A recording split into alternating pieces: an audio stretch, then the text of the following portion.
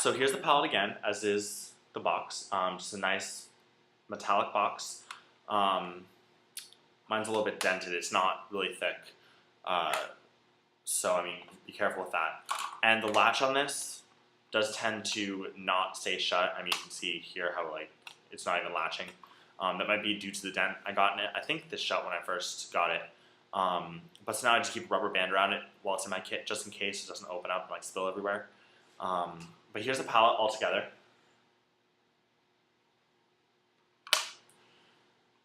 And it comes with a little brush. And here's the actual bit of it. I don't know if you can see that. Sorry guys, my camera on here is really terrible. I'm just using the built-in Eyesec camera on my Mac until I get a better camcorder, which hopefully for Hanukkah I will be, but until then I'm using this. I do have a digital camera. Its video taking abilities isn't that great. So, yeah, that's about it. So I just want to give you guys the best video I can for now. And I might kind of like redo these videos like really quickly once I get my new camera, just so you guys can get a better idea of what each product is. So for today, we're going to focus on these four here. So the first one is called RL1 Ice, which is this shade. Hopefully you can see that. I mean, I know this camera is not very good for close-ups, but you probably saw that it's a bit chipped, or maybe you didn't. I don't know. I couldn't see past my hand. And that is because each of these comes with a little plastic cap, like this. And these caps are great for keeping these products distinct and apart from each other in the palette, but they are incredibly hard to get off. I don't know why. It's ridiculous. I have chipped probably 3 of these just trying to get the cap off, and I think now after doing this video I'm just going to take all the caps off. It's not worth it. I don't care if there's a little bit of crossover. I can always just scrape a tiny bit off. I don't want to keep chipping these. But going back to it, Ice is a very frosty and slightly metallic, I mean obviously a white color. It has a tiny little bit of blue to it, which is really hard to see unless you're in the right light. And it's very, very, very minimal. All these shadows, by the way, do have shimmer. It's a really fine shimmer, and it's one that you're not going to see unless the light hits you directly. It's not like some of those shadows that have like big chunks of glitter in them, which I really hate. And they're incredibly silky, and they blend and apply so amazingly and so softly. Not pigment-wise, but softly, like, you know what I mean. So Ice is a really, really great color for putting at your inner tear duct. If you want, like, just, it's almost like a shot of like espresso in the morning. It just wakes you up. It makes your eyes look a lot whiter, a lot brighter. If you have really pale skin, like I do, you can also use this to highlight along the brow bone. And I wouldn't use it on the cheeks because it's a bit too white for that, and it's a bit too obvious. But you could if you wanted to, maybe if you're doing a more dramatic look or going out for the night. I use this shade a lot when I'm doing the Ice Princess look, which is really in season now. I know a lot of you on my vlog have asked me to do a tutorial of that look, which I'll probably be doing in the future. And if I do, I will definitely be using this color. It's fantastic for that. It's so frosty and so heavily pigmented. Here, I'm going to show you a swatch. This is just one time across it. I'm just going to drag my finger across the little thing once, as I do for all of these. And there you go. I know, again, camera's terrible. I'm not going to keep apologizing after this. But that's how pigmented it is. As you can see, it's just incredible. It's just a really frosty white, really, really great color. I don't use it a ton outside of the Ice Princess look. I don't love whites with other colors in them so much. If I'm going to be using a white, I would just use a straight up white and then add some color into it if I want to. I find it's a lot more versatile. But this color is also great for creating a gradient effect. If you take a tiny little bit of it on a blender brush and just blend back and forth across the boundary of 2 colors that you've already applied to your lid, it makes this almost like holographic. Like, I know I'm dating myself and making myself seem like a huge dork, but any of you that played like Pokemon, any of those card games, and you got those holographic cards, you'll kind of know what I mean. It's like that, I don't even know how to describe it. It's just a really great effect. You're going to have to either go look up your old Pokemon cards or just buy the shadow for yourself and see what I'm talking about. It's a really cool effect. Not so great for like a natural look. It's really quite dramatic, but it's just amazing. I don't know what else to say. So the next color we're going to be looking at right here is Ice Gold, which is this color. On here you probably can't tell it's that different from ice. It is, trust me. Ice Gold, as you can tell, is the kind of like whitish gold color. It's definitely more of a yellow-based gold as opposed to an orange-based gold. And again, it's really frosty, this one. So here's that swatch. I don't know if you can see that well. Again, it probably just looks like ice to you. But this is one of my favorite colors in here. I use this so often on people. This is one of the ones that you can definitely use as an all-over face highlighter. Not like all over your face, but different areas of your face.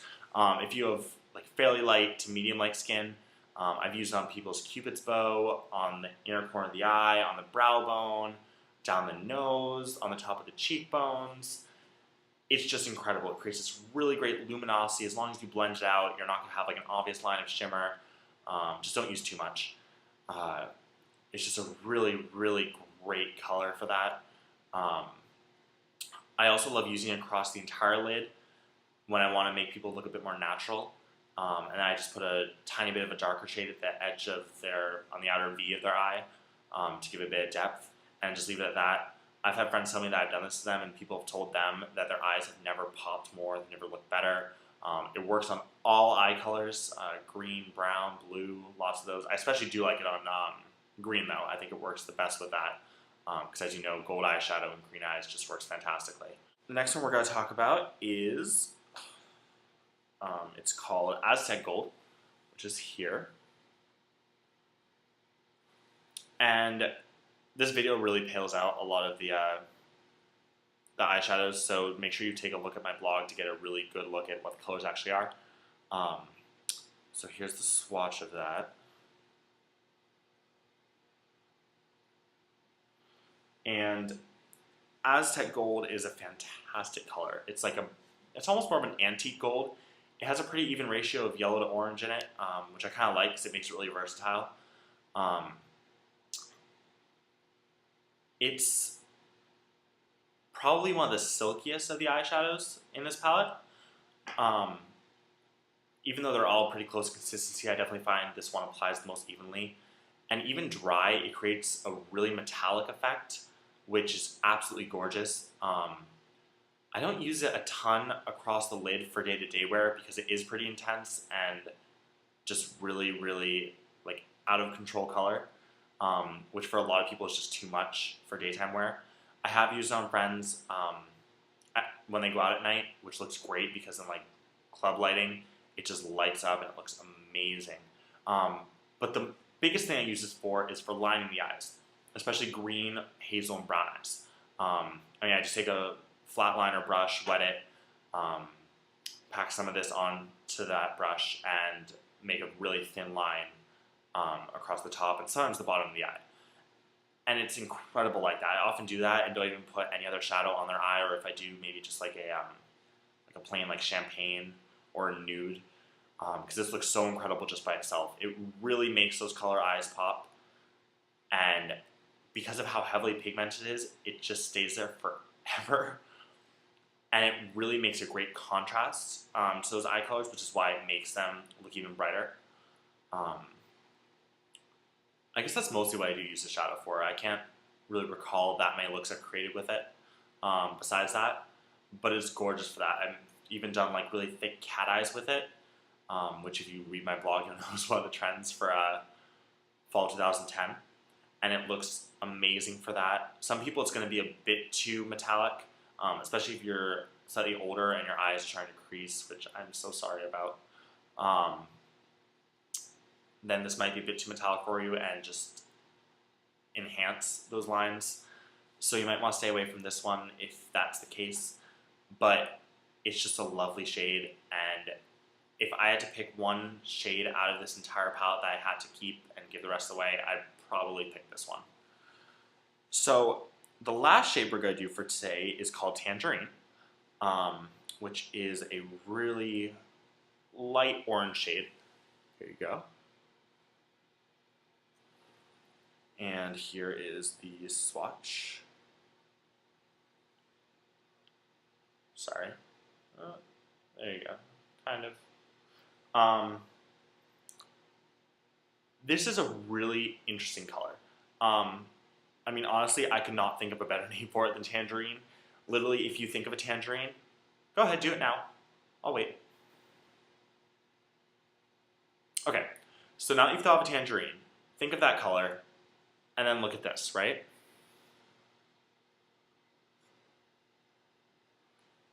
That's the color I think of when I think of a tangerine. It's a really nice, not so frosty. I'd call this one more, I mean, they all have a bit of a frost to them, but I definitely call this one more just straight up shimmery than extremely frosty.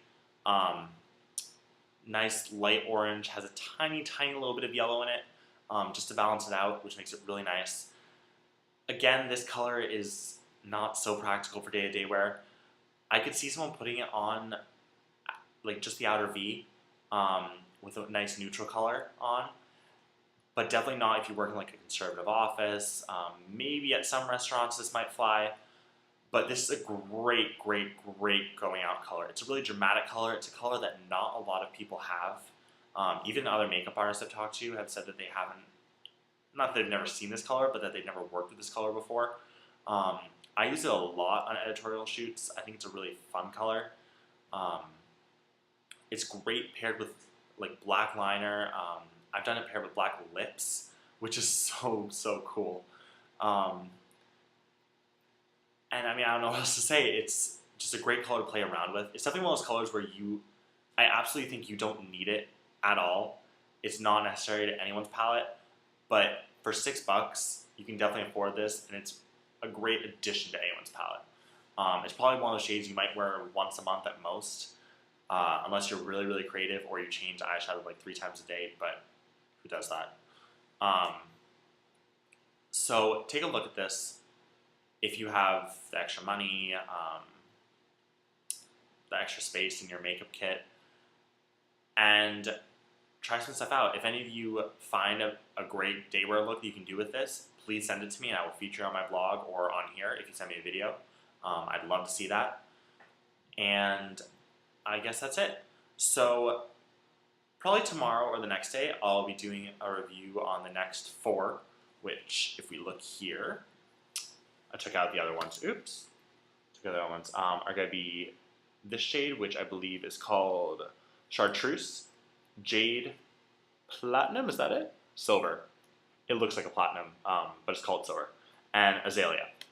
And these are, the rest of the shades in here, except for the silver, are more like fun shades, kind of like the Tangerine.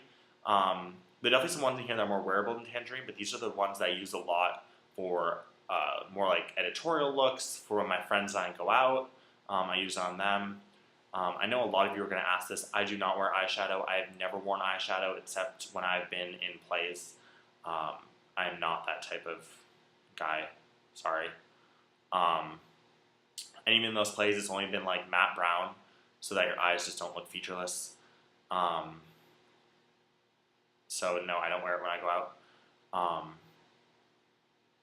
And I guess that's it. So check back tomorrow for the review on that. Definitely check my blog. Like I said, the link will be down below.